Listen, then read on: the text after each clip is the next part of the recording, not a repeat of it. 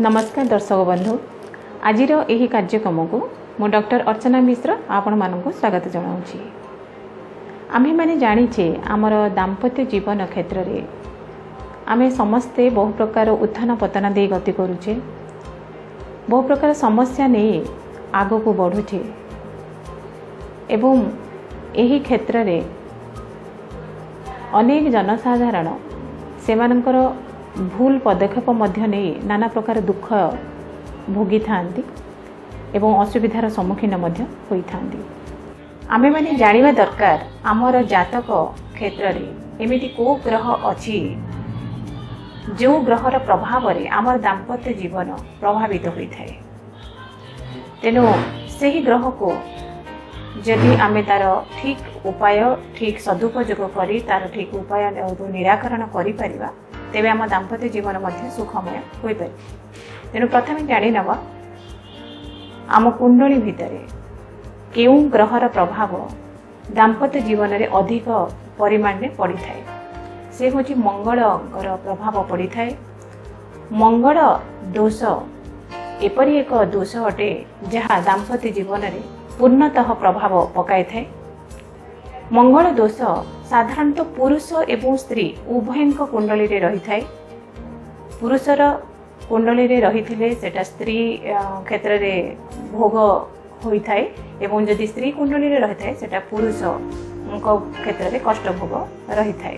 प्रथमे आमे जानि नबा आम जातक रे केउं घरे मंगल थिले मंगलर प्रभाव पड़ी थाए।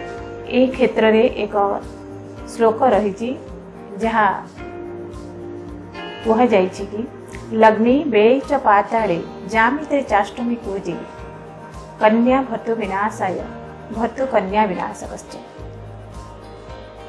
एनु जातकर प्रथम लग्न रे द्वादश रे चतुर्थ रे सप्तम रे और अष्टम रे एही पांचटी स्थान रे जदि मंगल रही थाए तेबे जातक रे मंगल दोषर प्रभाव पूर्णतः पड़ी थाए एवं यह दाम्पत्य जीवन उपरे ही प्रभाव विशेष करी पकाई थाए। यही दोष द्वारा दाम्पत्य जीवन रे समस्त प्रकार अभाव दाम्पत्य सुखर अभाव झगड़ा एवं अशांतिर परिमाण अधिक रही थाए।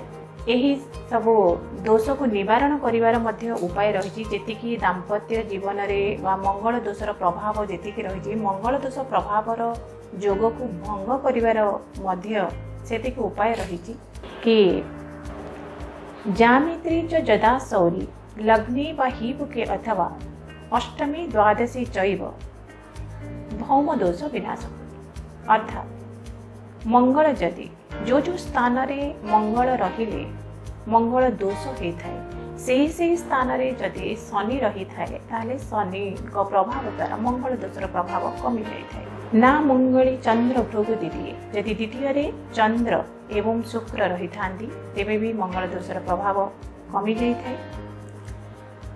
ना मंगली मंगल राहु जोगी मंगल राहु यदि एकत्र थांती तेबे भी मंगल दोष कमी थाए।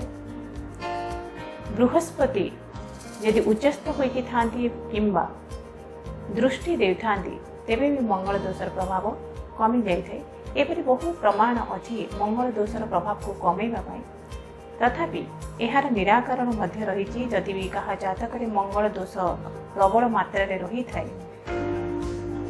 तेबे एहार निराकरण पाई किछिटा उपाय आपण माने करंतु जहा द्वारा आपनकर दाम्पत्य जीवन सुखमय होई परिबो। प्रथमतः मंगल जदि सप्तम किंबा अष्टम स्थान अधिकृत करिथिबे तेबे सेमाने को कुंभ विवाह करिबा निहाती आवश्यक पड़ी थाए। कारण सप्तम एवं अष्टम जहाँ कि स्वामी क्षेत्र जदि स्त्री थाए ताले स्वामी क्षेत्र एवं स्वामी थिले स्त्री क्षेत्र बोली बुझाए एवं अष्टम जोटा जंत्रणादायक क्षेत्र मृत्यु क्षेत्र यात्रा क्षेत्र। तेणु यही